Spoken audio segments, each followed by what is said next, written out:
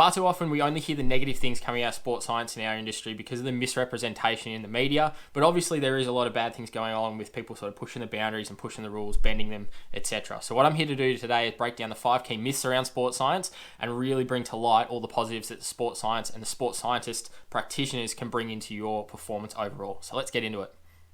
Hey guys, Nick here. Welcome back to the Science of Endurance Performance and everything to do with sports science. Hope you enjoyed some of the videos so far. Today, as I said, is a breakdown of the 5 key things that I think really get misconstrued or misrepresented in terms of sports science and sports scientists as a whole within the endurance performance industry. So I'm going to roll through them. The first one being that it's only a bunch of researchers sitting in a lab looking at data day in, day out, and not actually being in the field and practically applying what they're finding in a lab circumstance or what they're testing or analyzing, practically applying it to the real world scenario. The whole point of sports science is, as I've mentioned in a previous video, and I'll link that at the end of the video here if you want to go watch it, as to why you need a sports scientist as part of your team, is that we're here to problem solve.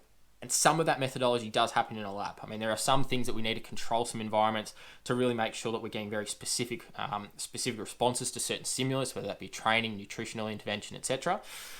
But then we have to be able to take that information and then move that into the real world, because if it can't be applied to the real world circumstance, it's not actually very useful to us. So there needs to be some sort of connect between research and practice, and that's what a lot of people in the industry are actually doing. There's a lot who are in the applied setting who are really calling for some of these researchers to change their study designs, change how they're going about their research to make it really practically applicable for their athletes out in the field, from an amateur right through to an elite Olympic level. So it's really something that the industry is still growing in, but it's definitely something a lot of sports scientists practitioners are already working on. How can we actually test and analyze things that are already happening in the field, where we do have some external variables where we maybe can't control for that, but that's the nature of sport. It is a little bit unpredictable, so we need to factor that into our equations anyway.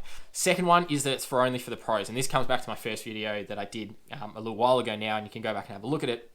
Is that sports science isn't just for the elite and professional athletes. It's actually even more beneficial for amateurs, sub-elite, youth athletes, etc., who potentially got 5, 10, 15% improvements to gain out of just tweaking little things in their program, whereas the elite professional athlete may only have 0.5% or 1% performance improvement. Relatively speaking, what that's going to mean is a 15% gain for the average age group, but might lift them up into the top 10 or into the top 5, maybe even get them on the podium. For an elite professional athlete, that 1% or 0.5% improvement may be the difference between them getting a medal or maybe them getting a medal versus getting the gold and winning the race. So there's more on that in the video I've already done. I'm going to link that in the description below, but then also chuck at the end of this one so you can click on that one and have a full look at why you need a sports scientist even if you're not an elite athlete or a professional, because it can still be incredibly beneficial for tweaking things, problem solving, and finding those key important points to be able to improve your performance and optimize your performance overall. The third thing that we hear a lot is from athletes in particular is, I've already got a coach, so why do I need a sports scientist as well? Aren't they the same thing? And it's a very clear distinction we need to make between the two. A sports scientist, like we've already discussed, is a problem solver looking for those key tweaks to the program that we can find, looking at the research, but then also applying it to the practical setting. A coach is there to take you through, provide feedback on the individual training sessions, build the training plan, take the information from a sports scientist and bring it to light and really sort of put their own twist on it based on their own training philosophies, the athlete individually, and they're really that sort of bridging gap. So they're a really critical piece of the puzzle. And absolutely, a lot of people are going to go straight for a coach first because that's who's going to write their program in most circumstances. But then also that's who's typically they've come from a background of competing or coaching in that sport for a number of years. So they have quite a lot of very specific experience, but it's that external view that a sports scientist can bring that we've already talked about, again, in that previous video about why sports science is so critical, is that we've got all these avenues that we can come from. We've got a few different perspectives we can look at it. A sports scientist can bring things in from outside sources, so external sports or different experiences other than just the coach's experience maybe in that one sport. So it really is just sort of balancing out that coach's skill set and almost just bringing another person to the table so we've got a better collective of ideas can be extremely useful for getting the best outcome possible for an athlete. So number 4 is probably the biggest one that we hear all the time, is such negatives around sports science, and particularly in the last sort of 10, 15 years around the stigma around doping and the cheating side of things that comes in from a sports science perspective. And everyone in the endurance industry we'll all know about the Lance Armstrong saga and how that sort of went on for years and years, and the troubles in cycling they've had with doping, and some of the interesting things where a sports scientist is the one who gets blamed at the end of it for, well, you researched, you looked up this supplement or this way of manipulating the blood to be able to get more red blood cells in terms of blood doping, or using EPO, and really pushing the boundaries, bending the rules. It's the type of thing that in some circumstances, when I say bending the rules, can be something that is actually quite completely legal and useful. So when we look at the optimization of things like sock height, so if you take out the doping side of things from Lance Armstrong's scenario and you go back and have a look at what they were doing, and this is something he mentioned on his podcast during the last Tour de France in 2019, was they were talking before the individual time trial and the team time trial in particular, they were talking about back in the day they were measuring sort of sock height differences using compression socks and things like that. The UCI hadn't actually banned it at that time, so it was completely legal to wear really high socks and compressive socks, increase a bit of blood flow to the legs, but then also, it was the thought process, but then also a little bit more aero because we're covering up a surface with a really streamlined piece of material. What does that do? That allows us to be a little bit faster and efficient on the bike. So before the UCI banned sock height, Lance and his team were going all for it because it's a performance benefit. The sports scientists and aerodynamics guys and the biomechanists in particular were looking at ways that could be a performance enhancing aspect of their cycling overall. Obviously, the UCI came in and then banned the level of sock height and determined you have to have socks a certain height and they can only be made of certain materials, etc., and not allowing shoe covers and things like that in certain events. That wasn't necessarily doing anything illegal or different to the rules or bending the rules as such. It was just making the most of what rules are already in place. So you can look at it from a perspective of, well, is it cheating? Well, no, because we're just looking at ways we can innovate and actually get more out of performance. Go right back to when cyclists only used to use the drop bars on a road bike versus now we've got time trial bikes with the aero extensions. We've got all this technology in the bikes now. We've got Di2 shifting instead of just mechanical. We've got different componentry. We've got now disc brakes. Are they more useful for descending more aggressively because we've got better sort of trust in what the brake is going to do for us? Differences in carbon wheels. I can go on and on and on about the technology and advancements made by sports science in cycling that are actually completely illegal and usable. But it's the type of thing that we get the bad rap because of things like doping and the cheating aspect, if you like, where it's unethical, it's potentially damaging to athlete health, and it's not really in the spirit of high performance. If we're looking at sport like cycling or triathlon, endurance sport in general, where it's very much the person who is the fittest, essentially, at the end of the day, should be the one morally and ethically winning the race. But if we've got someone in the field who is doing something to provide them an unfair advantage, then we have a disproportionate sort of result of, well, this person's way above everyone because they didn't necessarily train better or they weren't smarter about how they went about it. They haven't optimized their training or nutrition or their aerodynamics. They've just used an external substance that's going to make them faster and better. So it's the type of thing that's where we get a lot of the bad rap from. And obviously Lance Armstrong eventually got done for all of that. But it's the type of thing that we often hear that side of it, the negative side of it, way too much, and we don't necessarily hear about the positive side of it. And we sort of skip over that and go, oh yeah, that's just another part of cycling, and we sort of geek out over the new aero helmets or new skin suits or new bikes for the next season for a week or two, and then we start focusing on the negatives again about, oh, there's an exceptional performance that's come about from an athlete. They must be on something, and that's where it's sort of, we really need to get rid of this mindset of everything so negative. The old innocent until proven guilty almost goes out the window. It's the type of thing that we almost assume people are guilty first and then they have to prove their innocence, which is sort of a very backwards mentality. I'm completely against doping in sport and absolutely don't think any of it should be happening, and clean sport is the best way to go.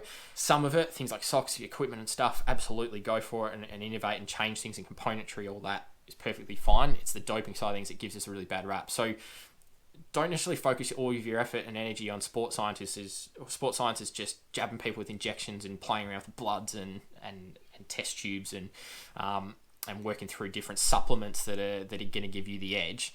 It's a lot more than that. That's a very, very small, if not 1% of the sports science practitioners as a whole that are doing the illegal, damaging stuff to the sport or to sport in general. It's the 99% of us who are all trying to do the right thing, innovate and progress the sport for the better. There's so much negative that gets over-reported.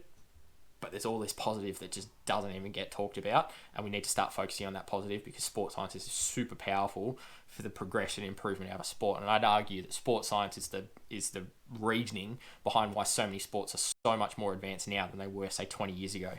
If we go back to the year 2000 and have a look at the Olympics there versus the last Olympics in Rio and the upcoming Olympics that's going to be in Tokyo in 2021, have a look at something like track cycling. I can guarantee they're all wearing different helmets, different bikes, different skin suits, different types of socks, etc. It's a very different game now than it was even 20 years ago. And you think back even further than that, maybe 40 or 50 years, completely different. It's almost unrecognizable, the same sport now and then.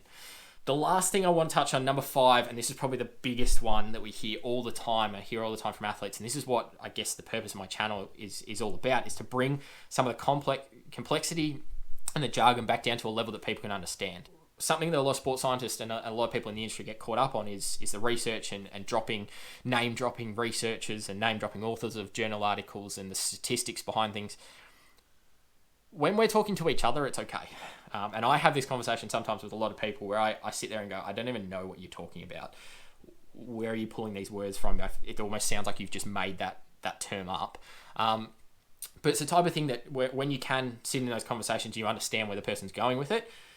It's great. I have great conversations with some of my friends in the industry, people I studied with, people I've worked with previously, etc., about different things, and we can go and go and go, and it sort of snowballs. And it's like anything. If you're interested in it enough, you're going to know a reasonable amount about it, and you can ask questions throughout the conversation and get a better understanding. For the layperson who's the athlete who may not have got a background in sports science, or a coach who's just been in the coaching space and never touched the science aspect of it, it can be really difficult to understand what a sports scientist is trying to convey. If it's being communicated in really complex terms, it's the type of thing that we really need to strip it back and bring it back to basics and think, what do we know from a really complex level, but then how can we communicate it to someone who isn't at where we're at? We're trying to communicate it back to a very basics. What is the absolute key pieces of information that the coach or the athlete needs so that we can actually make some effective change? Because there's no point me sitting here and talking through really complex, big, long-winded physiology terms and concepts if no one's going to understand it. If you're gonna watch me sit here and talk about very complex physiology for 45 minutes or an hour or an hour and a half or 2 hours, like most of the physiology podcasts out there, and content out there, I can tell you right now, I can't get through it myself. I have to listen to it on a 1.5, 2 times speed, because I just start to tune out, because it's just so dull and boring, and there's lots of big terms that it just confuses you. And that's from someone who's studied a 3-year undergrad, partway through their masters at the moment. I still get caught up in it. So for the person who hasn't even begun that process from a research process or understand the ins and outs of everything that goes on with sports science and physiology, etc., it's super difficult. So what we need to do in sports science, and this is more of a need for our industry rather than a myth, is that quite often people go, nah, sports science is just too complex for me, I'm not even going to worry about it. Well, it's complex because some of the people administering it and trying to communicate it aren't necessarily delivering that message effectively. And it's obviously a clear sign, if the athlete or coach isn't understanding it and being a bit dismissive of it, that it hasn't been communicated effectively enough.